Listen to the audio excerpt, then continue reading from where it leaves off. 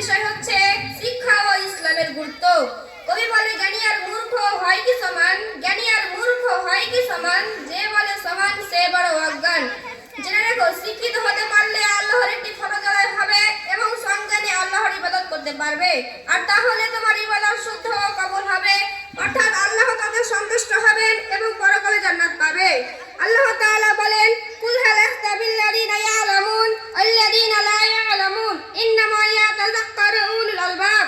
অর্থাৎ যারা জানে এবং যারা জানে না তারা কি সমান? বোধ শক্তি সম্মান লোকেরাই কেবল উপদেশ গ্রহণ করে থাকে। মহানবী সাল্লাল্লাহু আলাইহি ওয়াসাল্লাম বলেন, তালাবুল ইলমি ফরিজাতুন আলা কুল্লি মুসলিমিন। অর্থাৎ জ্ঞান শিক্ষা করা প্রত্যেক মুসলিমের জন্য ফরজ। যে তাকওয়াত বড় সে আল্লাহর কাছে বড়, আর যার জ্ঞান বড় তার